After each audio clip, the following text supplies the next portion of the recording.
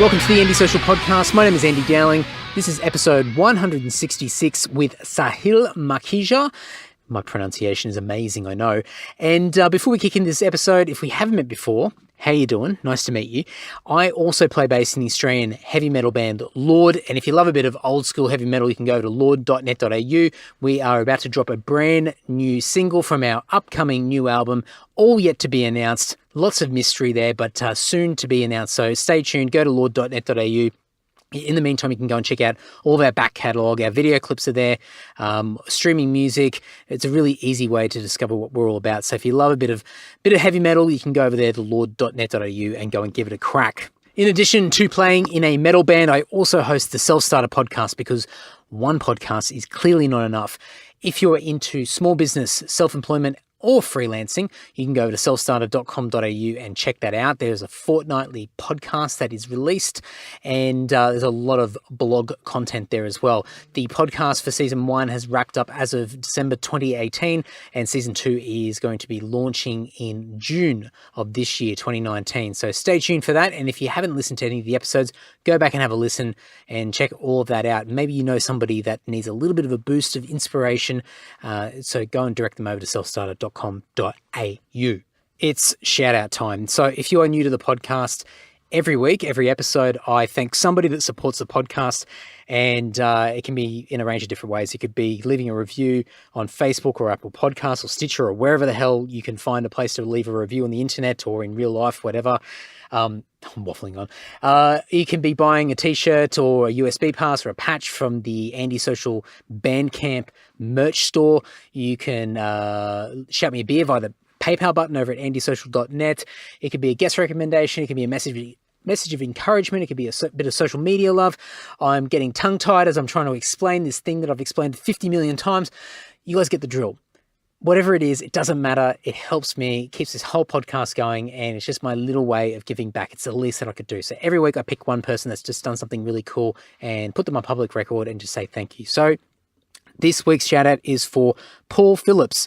Paul is from the Gold Coast, and he is a legend because he's given me a perler of a guest suggestion, somebody that I just never thought of, somebody kind of obvious, but just never got on my radar. And it's amazing. There's so many great potential guests out there. And for me, I really rely on other people to throw me suggestions because I'm only, I'm limited to my own knowledge and my own awareness of things. So, and it's pretty limited at times. So I got a perler of a guest suggestion from Paul, and I'm not going to say who it is because I haven't actually locked this person down yet. So if it does happen down the track, I will give credit where credit's due. But I must say thank you very much, and it was a really, really good suggestion. So guys, if you ever have any guest recommendations, please let me know. I'm more than happy to consider them. And yes, if any of them happen, I'm more than happy to give credit because it is a massive help for me. So thank you so much. Paul, shoot me a message when you hear this little spiel, and I will shoot you out some crap in the post. So I've got a whole bunch of stuff lying around, stuff that I've accumulated. Good stuff. It's not like literal crap, but we all like getting something in the mail. So send me a message and I'll get something out to you in the post ASAP. Cheers, Paul. This week's episode is with Sahil Makhija. Sahil, in my opinion, is the heavy metal god of India. Sahil was the first person, and I think a lot of people in the Western world that are in the metal scene probably can say the same thing, but Sahil was the first person from India that I made contact with or had contact with that was involved in the metal scene. And through him, I've discovered a whole range of amazing bands and built some amazing friendships with some incredible people from India in the metal scene over there in 2012, I believe, or 13. Oh, geez, the years are sort of mixing together, but I helped Albatross, as a metal band from India, come over to Australia and do some shows in Sydney, Melbourne, and Wollongong. And that was a lot of fun and really, really cool to help them have that experience. It was, a lot of fun. But that wouldn't have happened without somebody like Sahil putting everybody together. Sahil is the frontman in Demonic Resurrection. They are pretty much India's biggest metal band. He also is the host of Headbangers Kitchen, which is a YouTube series which is all based around the keto diet or the keto sort of approach with food.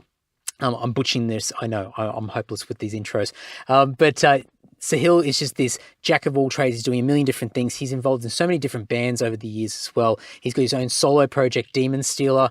He's been in other bands as well. I think there was a band called Workshop or something like that. I can't remember.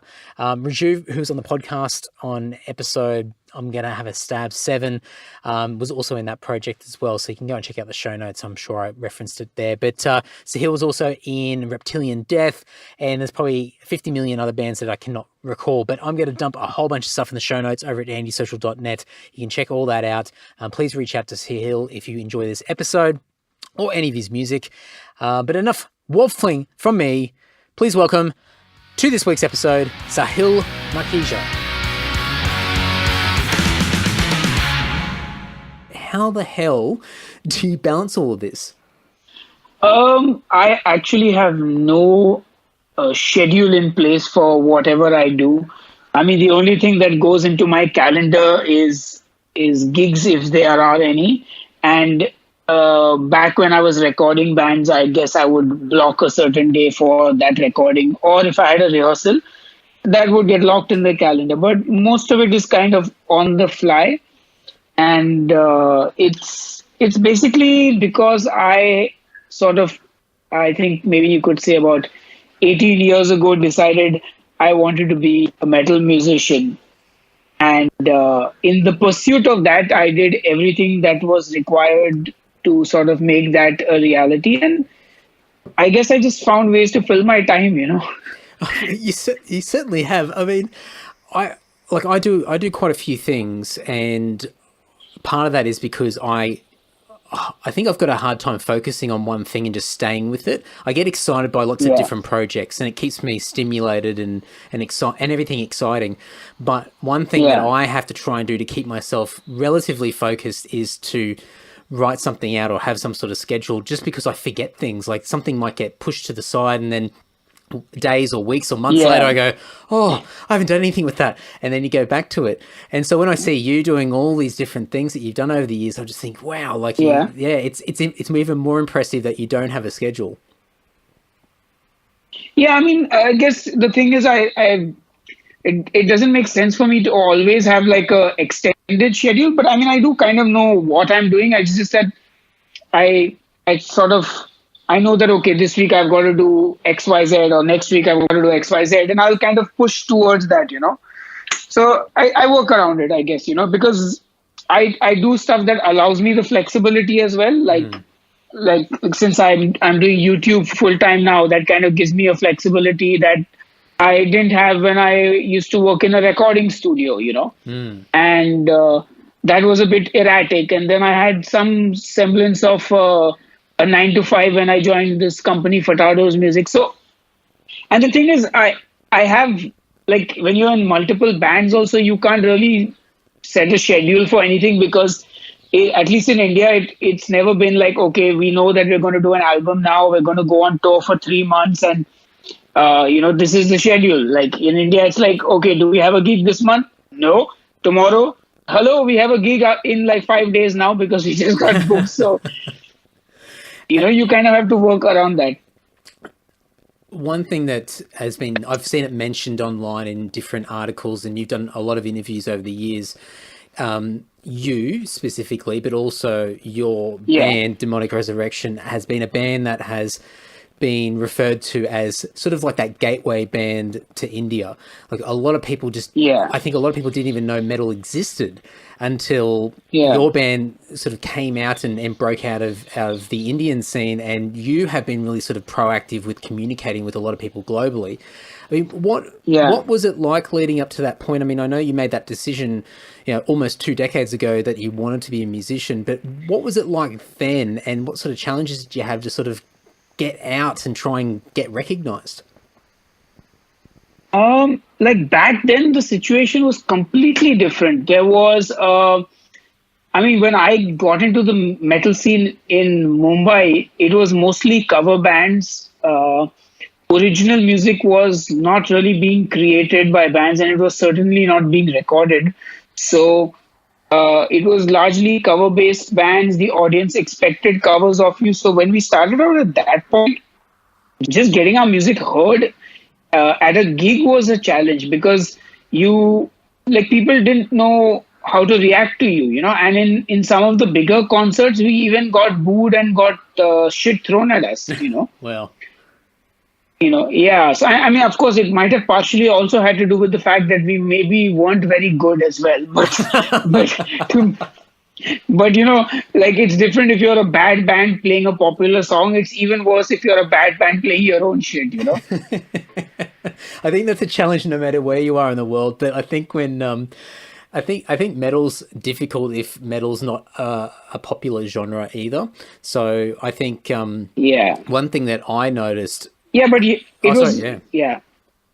I was saying it was a lot more rigid here. Like even today, yeah, sure. If you go to the biggest metal festival and you play a Metallica song, you will get a great response. But people go to festivals to listen to bands and their music, and they know that like it's the natural order. So you form a band anywhere in the world, and you're like, okay, let's write some stuff. In India, it was let's form a band and cover some stuff. And I guess that, I mean, it's similar in other countries as well. And I guess I've seen it in Australia. I think we're probably a little bit more welcoming to, or we have been welcoming to original music. But a lot of musicians try to find that foot in the door by getting on stage and playing music that's familiar to the crowd. And sometimes a really strategic way. It's quite clever to do it because people get introduced to you and your ability and your playing. And if you can win them over with your style, playing songs that they're familiar with, then sometimes that can be a great introduction. But what you do after that is the real challenge when you start writing and performing your own original music, because you can lose the crowd really quickly. Yeah, so I think the part where it comes from actually is more a cultural thing, because even though, like you said, in Australia, you may have had bands doing covers first and then doing their original material, but Western music as such is more normal there. It's not a novelty. So even though there may be certain bands taking that route, you had an AC/DC that existed and that was something to look up to, or that was a benchmark for music or something like that. Here it is, there is no Indian band that has kind of made it anywhere, and so you're looking at bands that come up with no intent. And when I say no intent, I mean literally like the entire scene was all about cover music. Like that percentage was very skewed, and it came from a lot of the fact that also we didn't have any of the bigger artists ever touring India. So the only way you would ever listen to Iron Maiden was through cover bands or Metallica or Black Sabbath or anything. What was it like for you guys then? Or even sort of going back even further, I mean, you mentioned that Western music was something that wasn't the norm. It wasn't normal in your culture. Even for you personally, I mean, how did you have it around you when you were younger? Or was that something more natural for you? Or did you have to discover it sort of later on when you were in your teens or something like that? No, so for me, so here's the thing. India has a very big economic gap. So the poor or the working class people are very, I won't say different, but like English is very alien to them as such, Whereas if you're slightly more middle class, like I am, you would probably go to a school where you are taught in English. You have more exposure to Western culture as such. So for me, it was not really alien. Like my English is pretty decent, I think.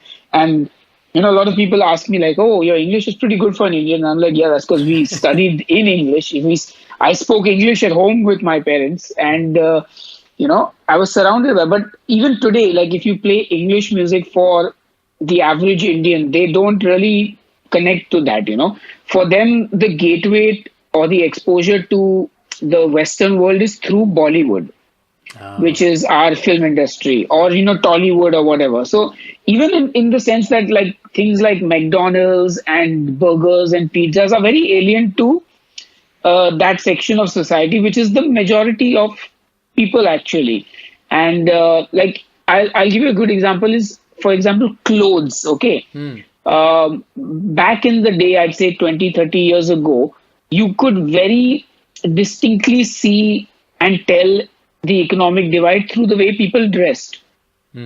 But as that as that clothing started to find its way more into the mainstream movies, it also became more affordable. So, on the streets, the clothes that are being sold are now Western clothes. So automatically, everyone is starting to dress in that style now. That's picking up here. So now you actually can't tell the economic difference. I mean, of course, yeah, if you go to a club and you look at the people there versus on the road, but there's all these little things that culturally are changing here, and which is exposing the the sort of the majority to Western culture. But that's also why metal is very restricted here, because it's English music is a middle class thing, It's just that we have so many people. Yeah.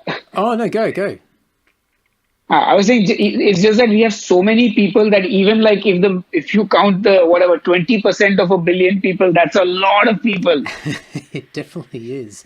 I mean, for you, what was your first exposure to Western music then?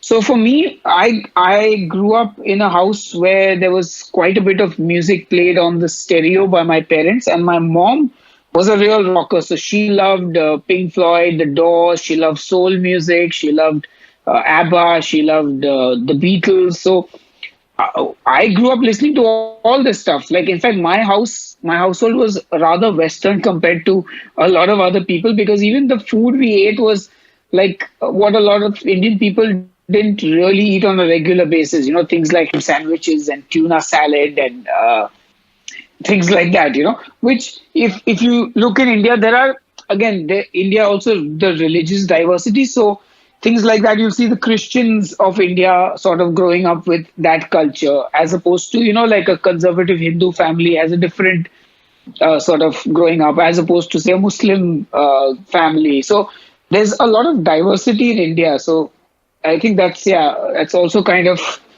why you see so many contrasts in everything over here. What was the feel? What was the moment where? And I'm fast forwarding. And I'm going to jump all over the place. But when Demonic Resurrection started to really get some momentum going, and you were starting to see some success from the efforts that you and the guys in the band were putting in, was there a defining moment where you started to get that attention in India, or with your own scene, but then outside of India? Was there any particular moment that you can recall? I think for us, if we had to sort of channel it down to a sort of moment or something, I would say the year 2010 in particular was what I would consider to be like our peak as such. The year that really kind of pushed us out of where we were and into a slightly larger playing field, because I think in that was the first year we played outside the country. We played 2 festivals in 2010, Inferno Festival in Norway and Brutal Assault in the Czech Republic. We also put out our first music video. We got signed to Candlelight Records. We won a Metal Hammer Golden God that year. So I think 2010, was a defining year for Demonic Resurrection, if I have to look back and pinpoint that one kind of moment, so to speak. And by that stage, the band had already been around for, about 10 years? 10 years, yeah. 10 years. So, I can't remember when we first connected and started sending messages backwards and forwards, but it must have been either around 2010 or a little bit beforehand. It would have been earlier than that. So it's been, I tell you what, the years are going, they're moving quickly. Wow.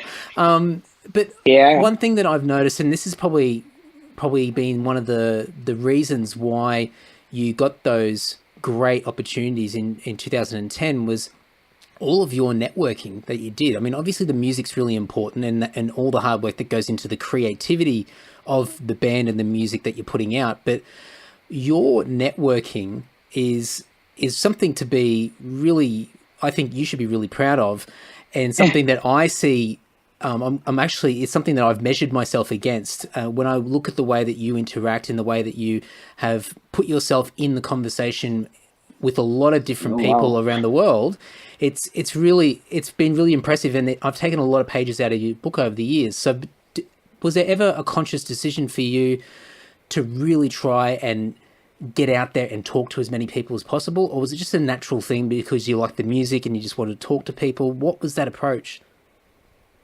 I don't know, because I honestly, I don't consider myself to be very social. Like, I can handle myself in a social situation, but I'm not the kind of guy who's very upfront and will just walk over to anyone and start talking and try and build a, like to actually network. I'm quite terrible. But I think for me, it was the simple fact that I had taken a decision that I want to do this for the rest of my life. And like I said, I pretty much did everything in my life to make that happen. And if that involved writing 100 emails in a year to 100 different promoters, I would do it. If it meant, writing to festivals or, just putting out stuff on my label and making connections, I would do it. And then, of course, I mean, I'm not like, I can hold a conversation and I can say, but I'm not the kind of guy to just go up to people and, get shit done. I mean, and I don't think you necessarily need that element either. I think there's certainly people out there that love the social aspect of networking, but I mean, just from the way that you described it, you're far more mechanical. It's something that there's a task, there's a goal that you're trying to work toward, and you'll do whatever's required to be able to get to that goal. And it's something that, I mean, the perception that, and regardless of the reality of it, what you experience, but the perception of it is that you do have that social element to you because you are showing up in a lot of different conversations and you are interacting with people and you're very present online. And I'll get to the YouTube stuff soon because that's another thing altogether. And I think that's sort of, for me, before all the YouTube stuff really kicked off for you, I still saw you like that. And then when I saw the YouTube stuff start up and really go well for you, I thought that just validates the opinions I had of you already. So it's been very, very interesting to see how you do it. And I think probably just to touch on also what you said about you knew what you wanted and you were going to send emails out. And if it took hundreds of emails or whatever you need to do, you're going to do it. And I think a lot of people, and a lot of people that listen to this podcast as well, and there's a lot of younger guys that are still in the early stages of their band and their music. And I think everyone's looking for that golden moment, that opportunity that's going to come knocking at their door, and suddenly they're going to go from their backyard or the local venue to a massive world stage somewhere. And I think a lot of it, there's no real secrets. It's just that continuous hard work and just constantly communicating and putting yourself out there so people know that you exist.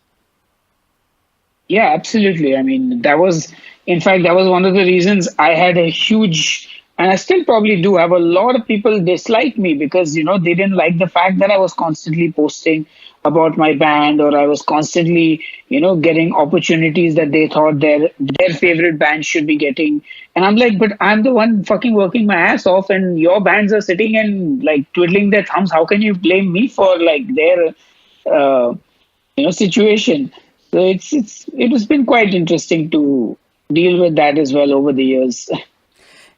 Do you think that, and I say this with a lot of respect, but I'm curious as to whether you think that, because I guess now it's different, but years and years ago, metal and India didn't really go together, or they weren't seen. There wasn't any scene or wasn't any sort of culture that from the Western world could see that there was anything coming out of India.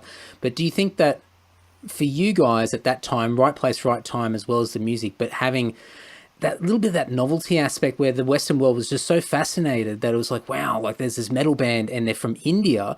Do you think that sort of helped a lot of the steps that you had to take to try and get that attention and try and communicate with people because you had something that was just a little bit different?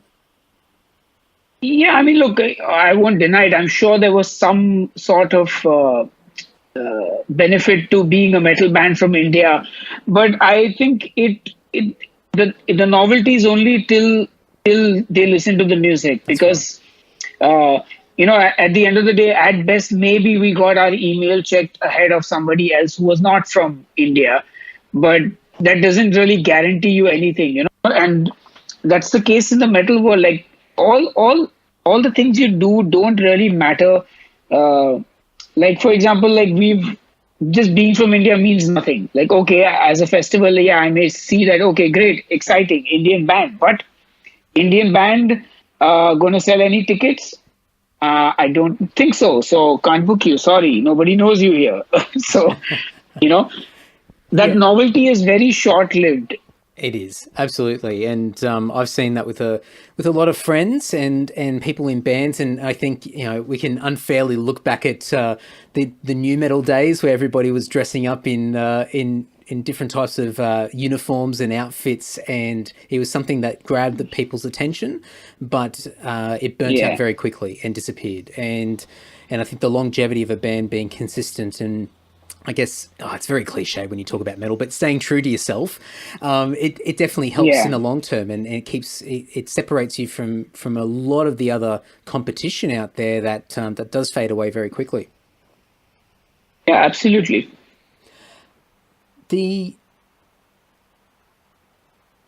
When did the Headbangers Kitchen start, or when did the idea for that come about? Was that sort of earlier in the piece, around the earlier times of getting the band together, and you still had this passion for cooking and making food, or was that something that sort of came later on down the track when you saw an opportunity? So Headbangers Kitchen actually happened much later. It started out in around, I think, 2011. So I I still cooked at home. I cooked my meals. I used to enjoy good food. And I think when Facebook sort of kicked off, there used to be these Facebook notes that were there. You could write a note in Facebook. And I think at that point, I had got my first phone with a camera on it. And I remember cooking dinner one day, and I just decided to take a picture. And I wrote a Facebook note with that ugly ass picture and the recipe, and I shared it, and I got a lot of interesting comments, a lot of interested people, and people like, "Oh, that looks yummy," whatever. And I was quite like, oh, inspired by that. So over the next 3 years or so, as 2007, 8, 9, 10, whatever, 3 or 4 years, I would put out the occasional recipe on my Facebook notes along with maybe a picture. And around that time also, I started getting a little more interested in food, because I think YouTube had just kind of kicked off then, and broadband connections had started to become more common. So I was watching a lot of these food videos on YouTube, not necessarily gourmet cooking or anything, but like, I don't know if you've heard of Epic Mealtime. Yeah, definitely. So Epic Mealtime just started out, and they were doing some crazy stuff. And then I saw these American guys called the Barbecue Pit Boys, and they were doing some insane stuff as well, like cooking whole pigs and all that. So I was watching these cooking videos, and at that point, I think 2010, DR also did their first music video. So I just thought to myself, why don't I film my recipes and put them online instead of just writing Facebook notes? I could maybe, get some good views and things like that. It would be interesting. So I spoke to Srinivas, who was the guy who directed DR's first video. And I said, look, what do you think about doing something where, maybe you film what I'm cooking and stuff like that? And he said, look, we can do it, but let's make it something more, let's let's not just do cooking or whatever. So I sat down and I came up with the concept of Headbangers Kitchen. So I said, okay, I can cook a dish, name it after the band, and have a band on the show, interview them, feed them the dish. And the idea sat well with him. And DR's keyboardist, then Mephisto, suggested the name Headbangers Kitchen. And suddenly I found that Nerve Cell from Dubai was coming to India. So we very spontaneously said, let's shoot the first episode. So 2010, I think it was October or something, we shot the first episode. And we released it in March 2011. So that's when Headbangers Kitchen actually started as a concept. And for me, it was simple. Headbangers Kitchen, interviewing other bands means that their fans will watch the show. Their fans will know who I am, and they will hopefully check out Demonic Resurrection, and I will hopefully get some new listeners for the music. Well, that's how I looked at it. And this is, I love this sort of stuff, and people that listen to this podcast are probably sick and tired of me asking questions around these kind of things. But I'm so fascinated where musicians find other ways to get their name out there and to communicate with people in just different ways, stuff that's like really unusual or unthought of or unorthodox when you start thinking about a typical musician, especially a typical metal musician as well. With the Headbangers Kitchen, and you sort of explained, I guess, the sequence of events, but did you sort of, when you started doing the notes and you started thinking about putting something together, did you have in the back of your mind that even though you're just doing those notes on Facebook with a really, average picture, did you still think that was potentially great because it was a little bit of cross promotion for your band and it did bring a bit of extra attention on social media? Were you thinking like that at the time, or was that more later on? No, not at all. At that time, I had no interest because I used to post about the band anyway. So I was just doing this on my Facebook personal profile, which I anyway used to promote the band. And it was just this was literally just fun. There was no ulterior motive. It was like, okay, I cooked a good dish. Let me put a recipe up.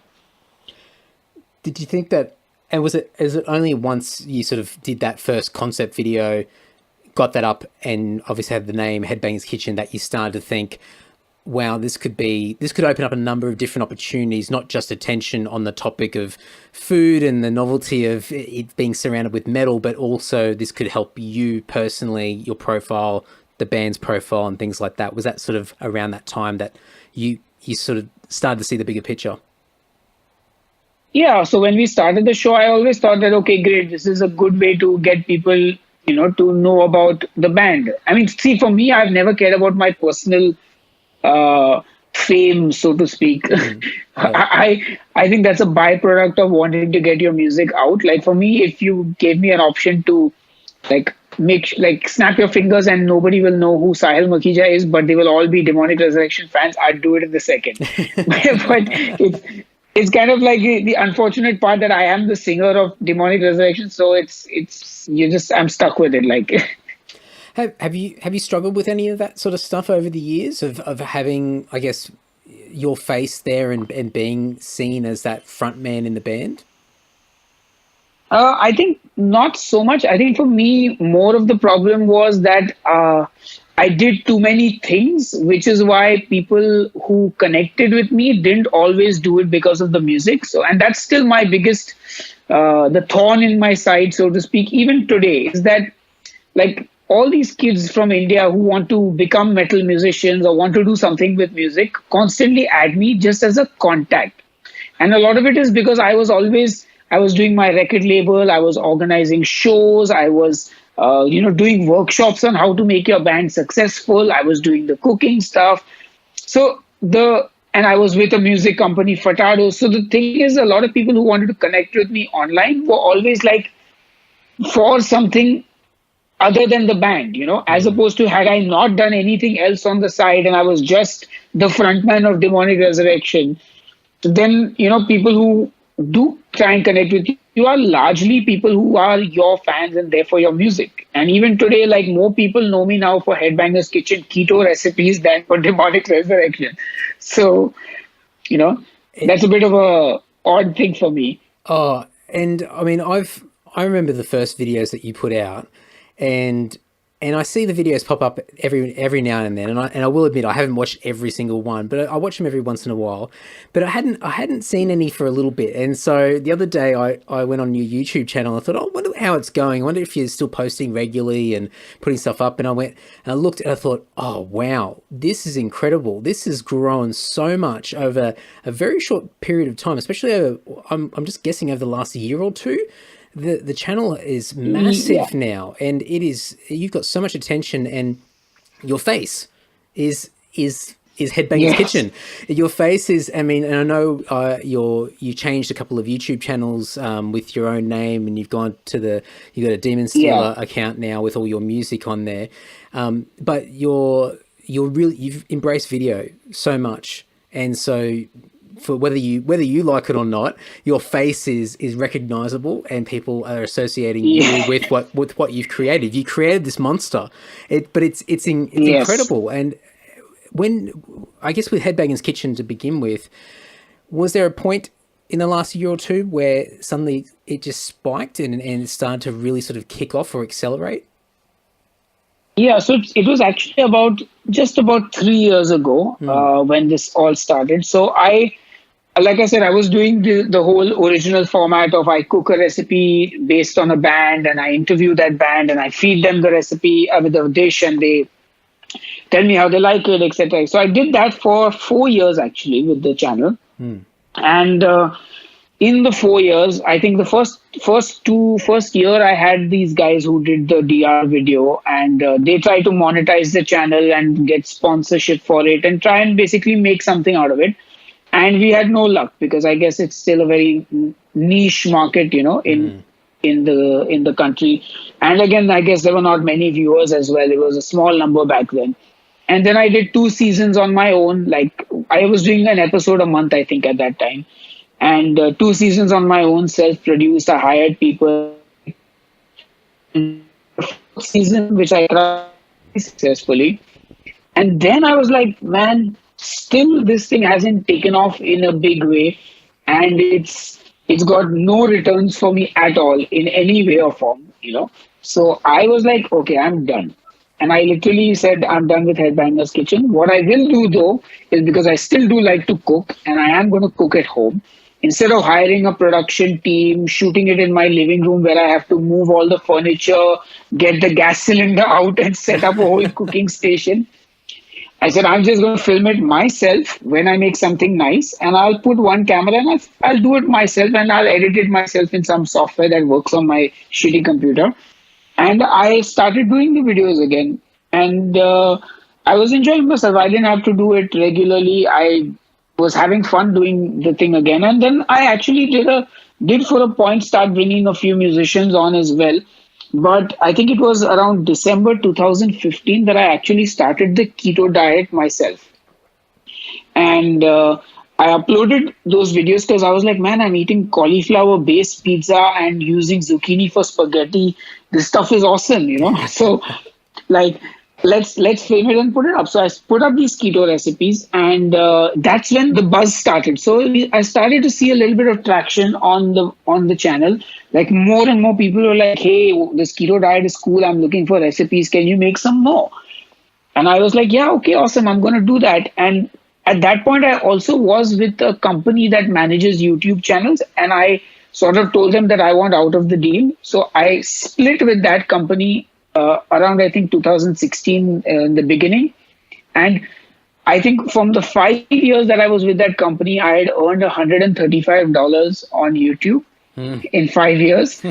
And the month after I left that company, I earned $100 on YouTube in 1 month. And I was just like, wait a minute, I can earn $100 on YouTube with just making these videos? I'm like, what in the world?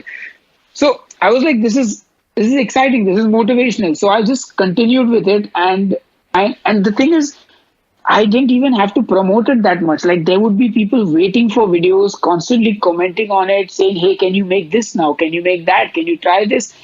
So I just was motivated to make the content because there was an audience that was regularly interested in it. And then, it just over the next 2 years, it literally blew up. It was almost like right place, right time. You found an interest in something that a lot of other people around the world were also finding that interest around the same time. So it just, I mean, sometimes it's pure luck in the sense that it's that timing. But I mean, obviously, people can search for what you're doing, and if they don't like what they're seeing and you're not doing a good job, it won't go anywhere. That's right. So you're attracting the attention, but you're able to hold it as well. I mean, I think I checked the other day, it was something like 300,000 subscribers that you've got on your channel. I thought, geez, that's a lot. Yes. Yeah, and the funny thing is the last 200,000 were in, I think, a year or less than a year even. Wow. If I'm not mistaken. Yeah, I think I got my silver plaque last year for 100,000. Yeah, so between that time and now has been the 200,000 subscriber growth. So it has been quite ridiculous. I mean, apart from the topic keto and that being a popular search term and something that a lot of people, I mean, when you mention cauliflower pizza base and zucchini pasta.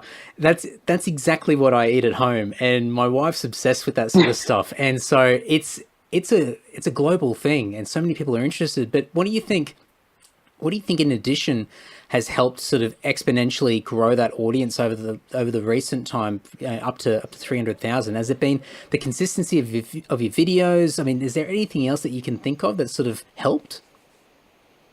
Yeah, I mean, the thing with YouTube is it's a lot about consistency as well. So at one point I was doing 3 videos a week,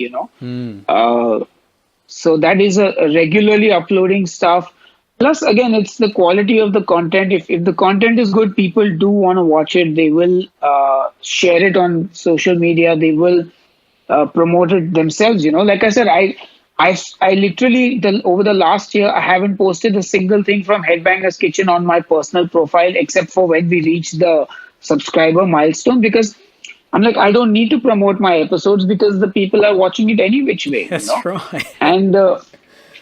And obviously, I think, like you said, right time and right place. When I started doing the keto recipes, and even now, mine is one of the very few channels that is sort of dedicated to keto cooking and in this particular style of videos where it's my narration over a very quick visual where it's not a long form video. So it gets, I think all of it sort of plays in together, and also making sure my website is up to date, my SEO is done properly.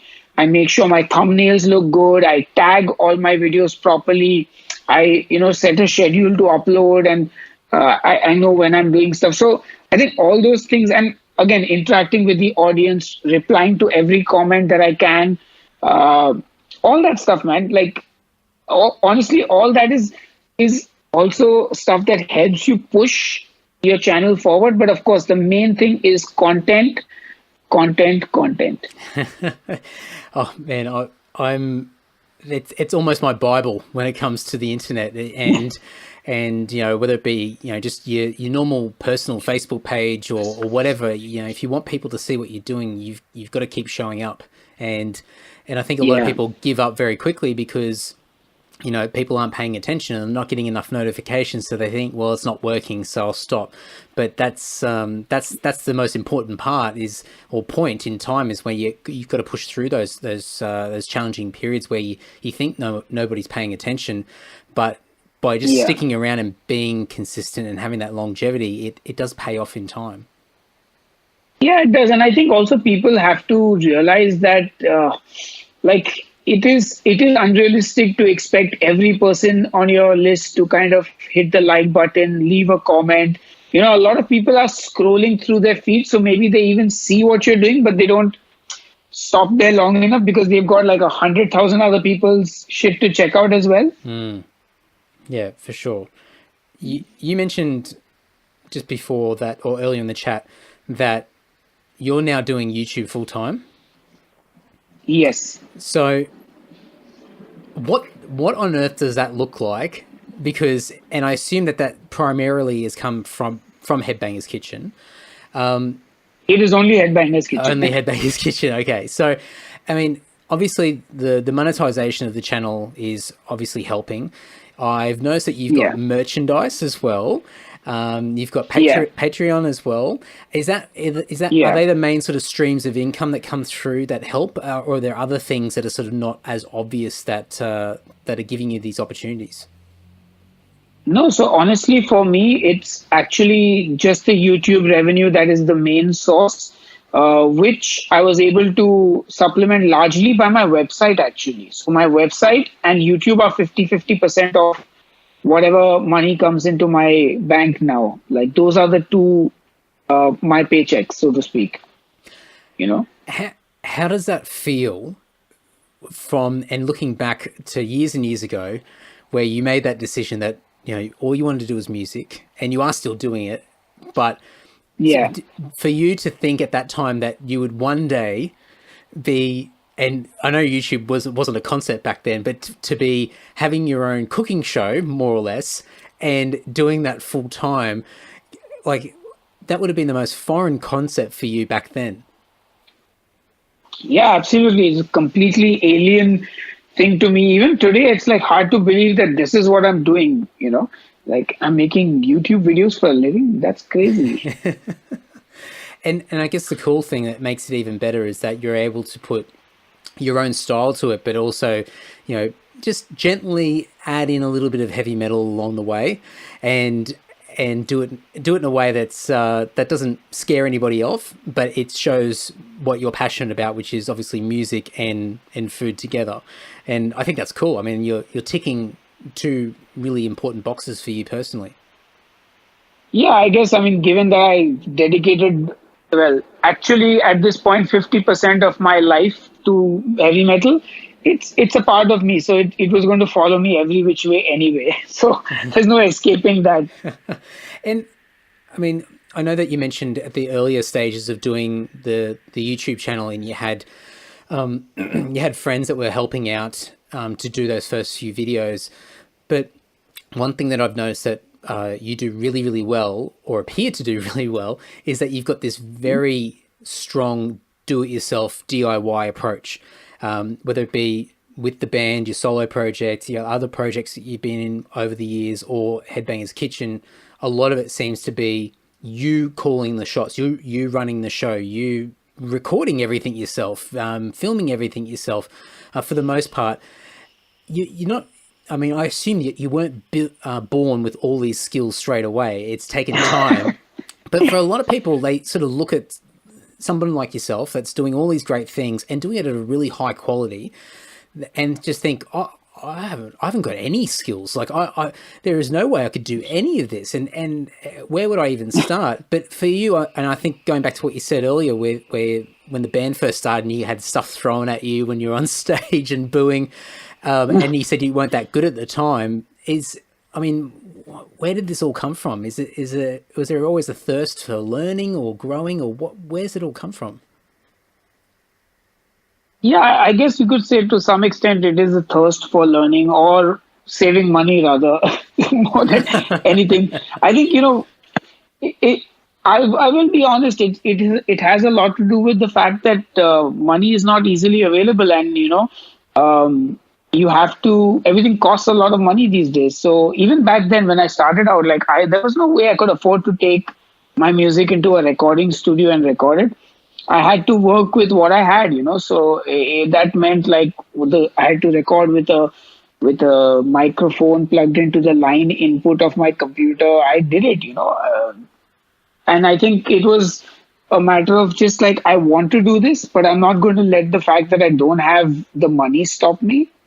So I think that was my sort of way of doing things. So when we did our first demo, a friend of mine came home and he said, look, I downloaded this drum software and, I recorded a song. And I was like, okay, I'm going to do the same. So, and the thing is that it comes at a price. So, for example, if I look back now on the first Demonic Resurrection recording, it is absolutely awful. It is so bad, I wish I could have done that better, and I think that's when people look at, if anyone does look at it and say, how can I do all this?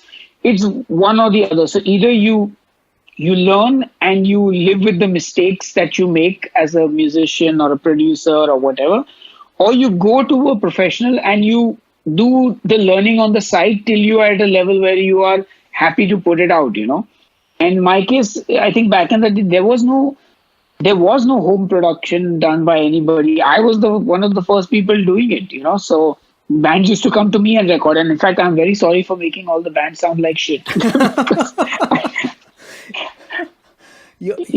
But yeah, it's just this learning across the last 18 years of my life,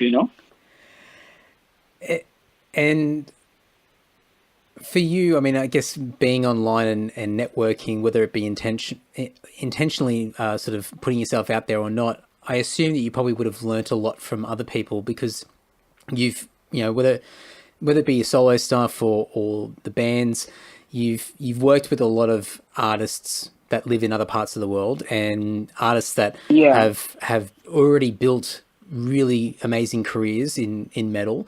So I assume that you probably learnt a lot of tips and tricks and little skills along the way from some of these musicians that you've worked with.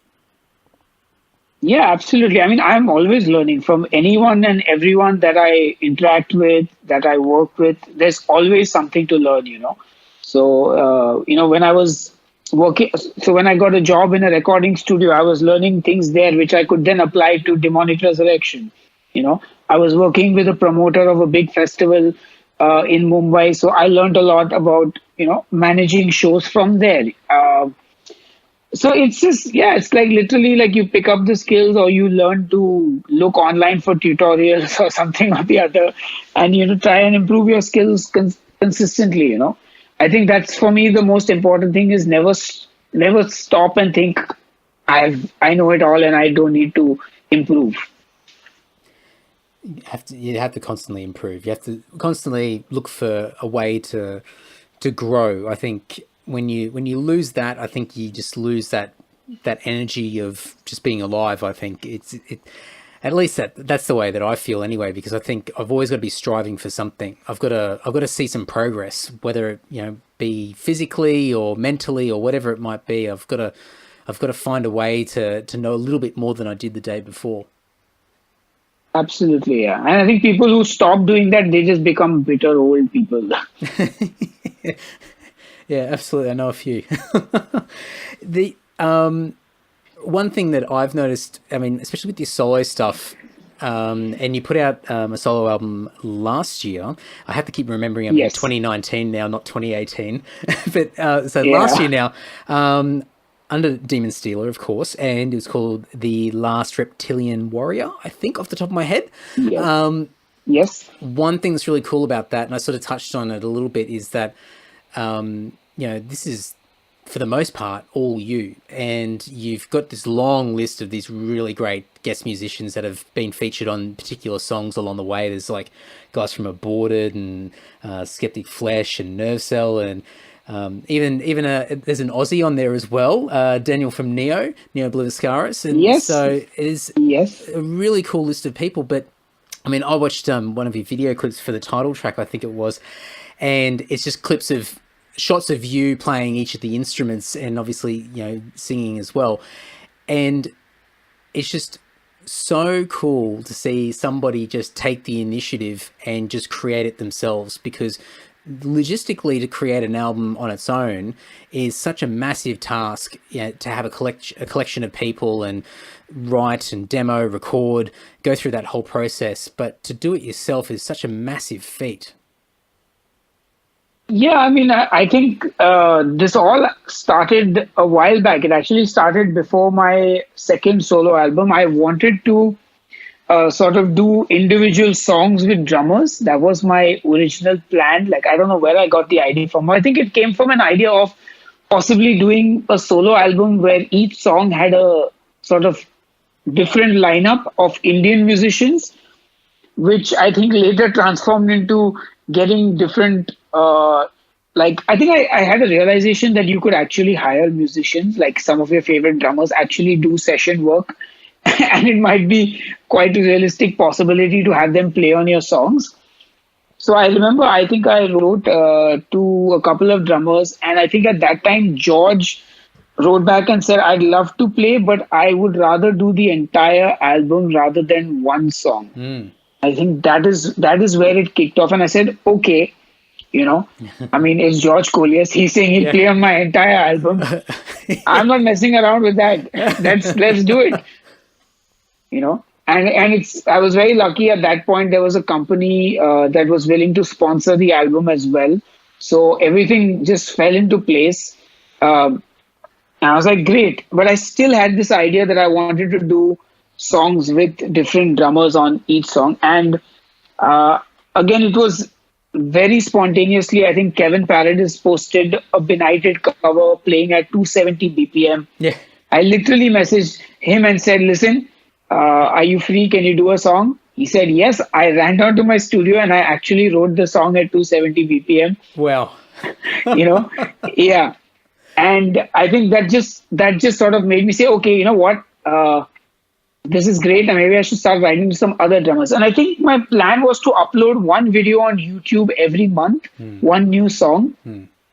But then I think I realized that because I had done a single with Louis Rando after my first album, second album, and I did one with Dan Presland as well. Yeah. I kind of realized that doing singles wasn't financially viable in the sense that people didn't buy single songs, you know. Like then you have to sell 150 to 200 copies of a single song for it to, and people just weren't willing to buy. So I was like, look, maybe this doesn't make sense. I should try and do 4 songs at least, make an EP, so I can sell the EP as a whatever, like a CD. And that's actually how the EP came about. And I launched a pledge music campaign for it as well. And then, you know, I think Kevin Paradis said he'll play one more song because he said, I like the stuff and it was fun, so I don't mind doing another song for you. And I sent David Dippold a song, which he said, it's nice, but I'm not fully happy with it. So I said, cool, I'll write another song and send it to you. And he said, okay, meanwhile, I'll do some stuff on this song anyway. And the next thing I know, David says, I really loved what I did on this song, so can we keep this? And I'm like, yeah, sure, but can you play on this other song as well? So next thing I know, I've got like 7 songs. I'm like, okay, I should just get one more and call it an album. And Dan Presland was like, he had some time. I worked with him before. I said, Dan, you doing anything this weekend? I'll write us. So I just strung, and then the next thing you know, it's become an album. And I'm like, okay, we got an album on our hands. So, I mean, it doesn't look as daunting when it's sort of this incremental, you know, song by song almost approach, where it started off as maybe a bit of a concept of an EP, but then gradually sort of built as it went. So then you look back after a while and go, oh, wow, there's actually quite a lot here. This is an album. Yeah, but the thing is, I did release it song by song. Oh, I didn't know that.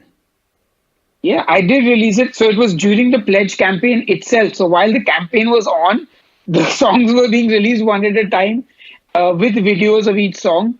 And I think finally, last year, like a month after the album, all the songs were online on my YouTube channel as videos, and the album was out. So it was a really, and I made sure that when I didn't master this album myself. So I spoke to Victor, who mastered the album. He's the guy who did Obscura's last 2 albums. Yep.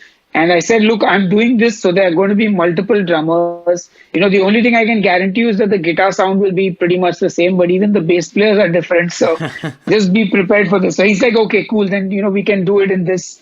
And I think we kind of figured out a system that worked, and we made it sound fairly album-like at the end of it.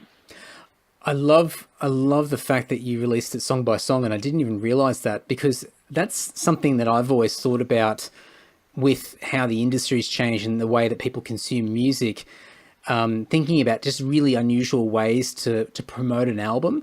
And I mean, I've had ideas of staggering out singles. Like, instead of, like, you know, years and years gone by, you would have an album and you may have like 2, maybe 3 singles from the album. Maybe that's might be a bit of a stretch for most people, and that would be it. And then you would just wait for people to discover the rest of the album. And then I sort of thought, well, if you've written 8 songs or 10 songs or 12 songs, why can't they all be singles? They should all be able to hold on their own merit, and you should be able to promote them individually. So I mean, especially in the last few years, I've been thinking more and more about it. And I mean, for me, I've got to convince the other guys in the band that it's a good idea, and it doesn't always fly. But knowing that you do it that way, it's really fascinating. Did you have a structured schedule with each song? Did you have like a consistent, like 2 weeks in between each song, or a week between each song? What was that space of time like?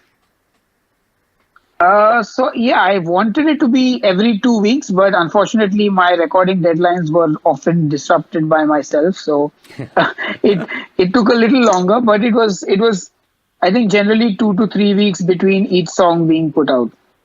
That's cool. And it obviously gives people time to listen to it and take in that song and listen to it a few times, because like a lot of music, you can hear it for the first time and it might click with you or it might not. And sometimes the best songs take a while to click. So it's good that it was a couple of weeks at least for people to really embrace the song and then be excited for the next one.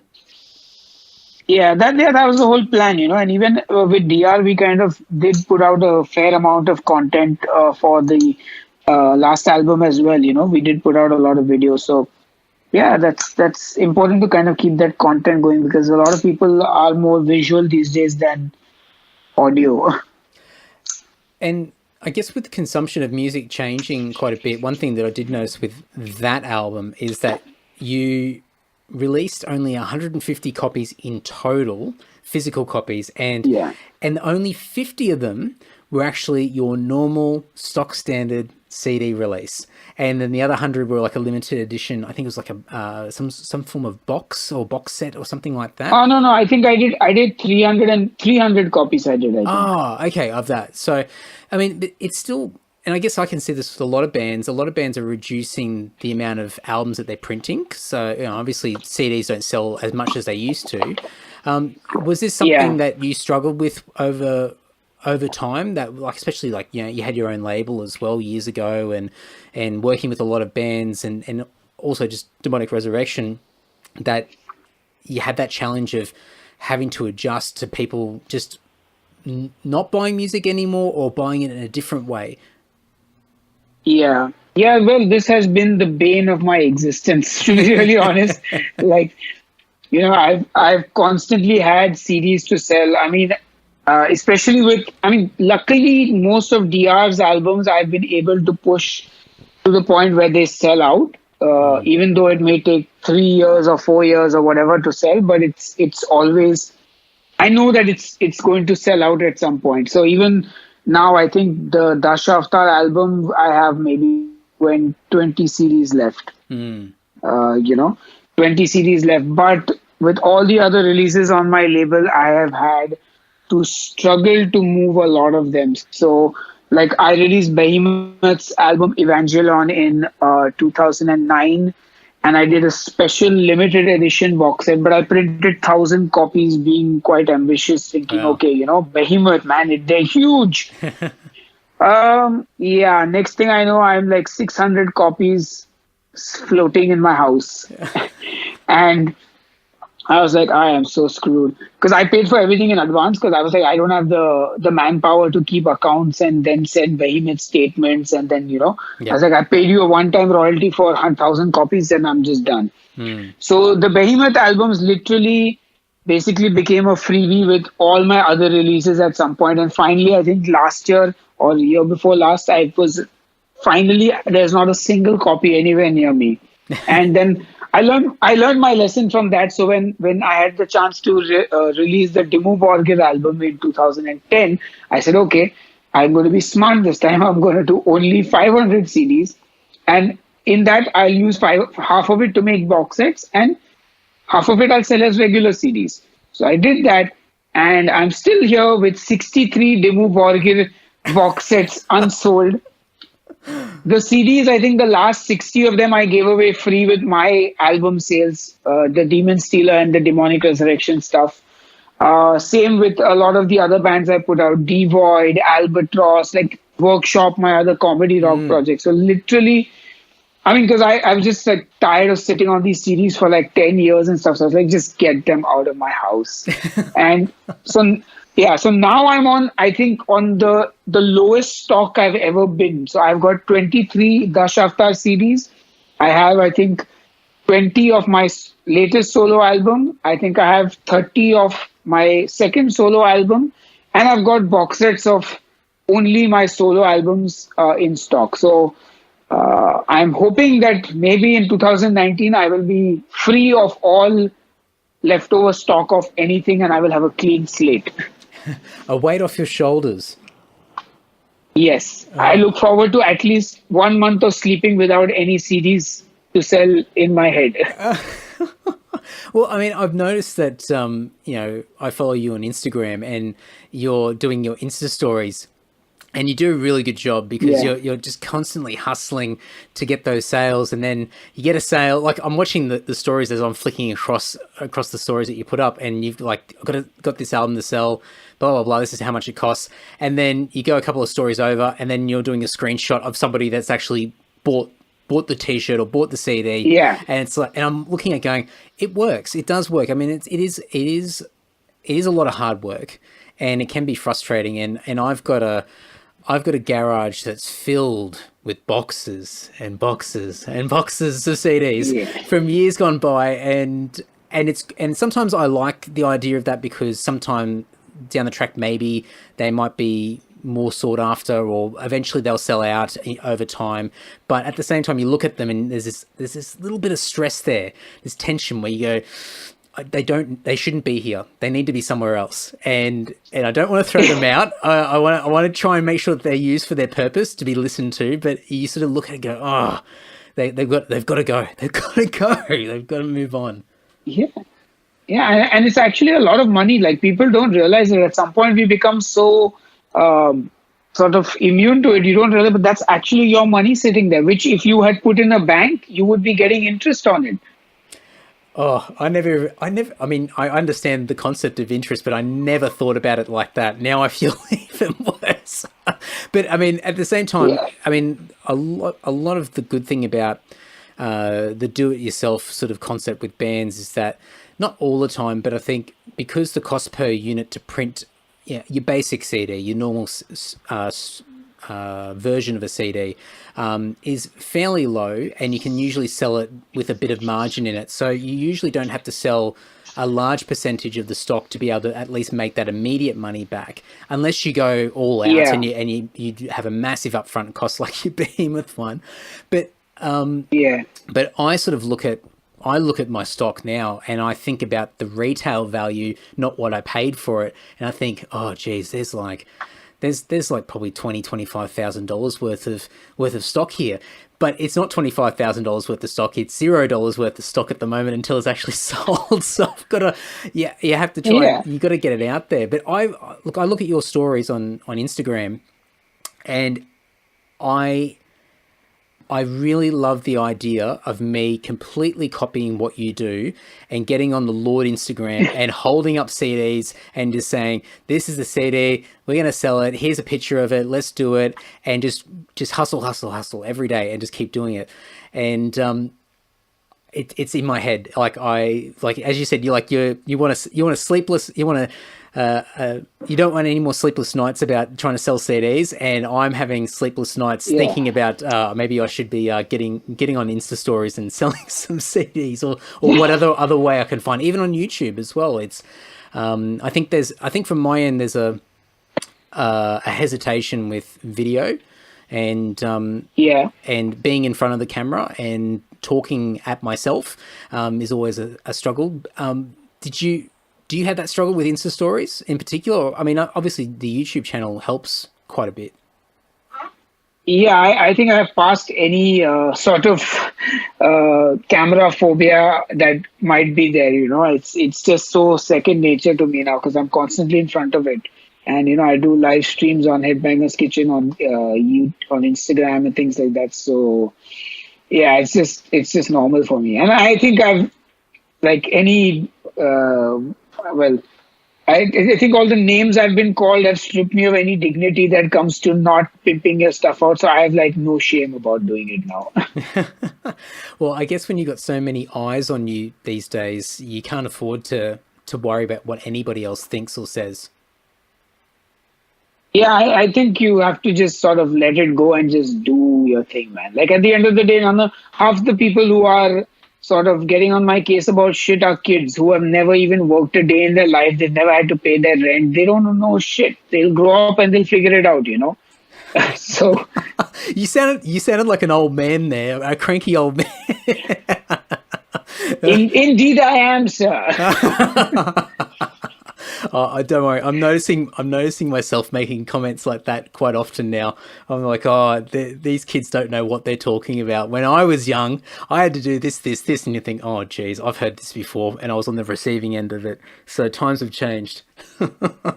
Yeah, I mean, I never got it. Like, people, like India, I used to get arguments like, oh, do you see Metallica selling their CDs on Facebook? I'm like, yeah, they don't, because they don't have to. They are Metallica. There's CDs and all the shops. People are buying it.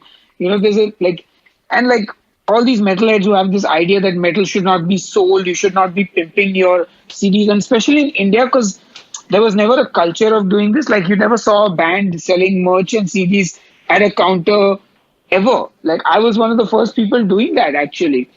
And I used to sit for 8 hours during a festival and just sell my stuff. And people would be like, dude, you're like a salesman. And like, they'd call me all sorts of shit. And we're like, but this is what you have to do. Like, if you want to make a living with your music. Yeah, I think a lot of bands still have that challenge because people are they're so fixated on that romantic feeling of being an artist and creating something because you've got a passion for it, and money is such a dirty subject, and to have the two coexist together seems almost impossible. And it's only been, I mean, at least I've noticed it in Australia, where there's a lot more musicians that are really embracing that business, or they're seeing their music as a viable business, and so they are creating all these new things to try and fund what they do, whether it be, you know, their music itself and monetizing that, or merchandise, or doing these extra things on the side, and creating different types of media and different types of topics and interests to talk about. And it's really exciting. And I think, you know, the big reason why so many metal bands have failed over the years is because they've refused to move with the times and try to find ways to make money about it from what they do. Yeah, absolutely. I mean, look at what we've got now. Thanks to this, we've got Flesh God Apocalypse pasta and wine. We have Behemoth coffee and beer. And, you know, if you look at it, it's great. You would have never had the chance to have a coffee curated by one of your favorite death metal bands ever. Like, look at what I mean, in a way, yeah, there are those who have the romantic idea that your music is no longer pure and it's being commercialized or whatever. They think, but at the end of the day, you can look at it as a really awesome thing that is happening, you know. Like, you'd never to have a curated whiskey from Metallica if it wasn't for, you know, the current state of the music industry. I think it's helped a lot of people grow, and I think going back to what we were saying before about learning and wanting to learn new skills, I think we've been forced to do that ourselves because of the state of the industry, and that's the silver lining. It's been really good because we've been forced to have to grow. Well, I'm going to let you go. I'm going to link to everything that you have been and are involved with. The list is going to be huge. Thank you for having me.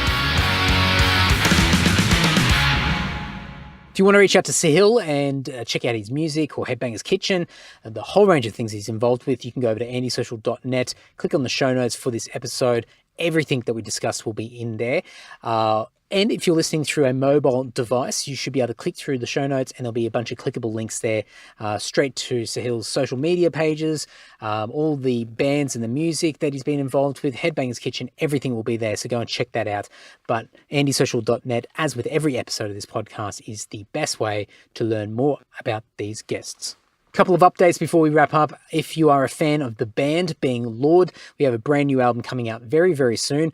We will have a single announced and released shortly as well. By the time this episode comes out, maybe the single will be out. I'm not sure. I'm recording a few of these in advance. But nonetheless, go over to lord.net.au. All the social media handles are over there, so you're able to follow us on all the different social platforms, so you'll be able to get an alert as soon as there is an announcement. But I'm really looking forward to getting the first single out there. Looking forward to getting some new merch out there. Looking forward to talking about a new album. Looking forward to you guys hearing the new album. There's just a lot of great stuff happening. And for anybody that's been listening to this podcast for the last few months, you've probably been hearing me waffle on about this upcoming pending release, but we are very, very close. So I'm looking forward to sharing that all with you in due course. So stay tuned. Other updates, Self-Starter. You guys would have seen I've put up a whole bunch of blog content over at the Self-Starter page. You can go to selfstarter.com.au/blog. And there's heaps of blog posts being created. That's one of my goals for the first half of 2019 while I was in between season 1 and season 2 of the podcast, was to go back and get all the blog content up to date. So I'm creating blogs off each episode from season 1.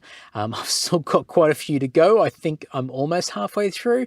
Actually, I'm not. I think I'm still a fair way off. Anyway, I've got a lot to do over the next few months. So stay tuned. If you know anybody that is looking to start their own business, or they've got their own business, or maybe they just earn a little bit of pocket money on the side, they've got a bit of a side hustle, check check out selfstarter.com.au and maybe direct their attention that way, because there's a lot of really cool stuff, a lot of really cool stories, some inspiring stories. And I've certainly learned a lot myself just from doing that podcast. And I'm looking forward to kicking it up a notch in June for season 2. So go and check that out, have a sticky beak. And if you've got any questions, or more importantly, if you've got any guest recommendations for season 2, anybody in Australia, and I'm just limiting it to Australia for season 2, but if you know anybody in Australia who has their own business, is about to launch their own business, is a freelancer, self-employed in any way, or has got a really cool side hustle, like a second job, something really unusual, or just something really interesting that they're earning money. So whatever it might be, flick me a message with a suggestion, and I'm more than happy to consider them as an upcoming guest for season 2 of the podcast. But, all good things come to an end, and I am sick and tired of listening to my own voice as I'm recording this outro. So I'm going to wrap it up. Another episode done. I have bulk recorded a shit ton of podcast episodes because I'm going to New York in a few weeks.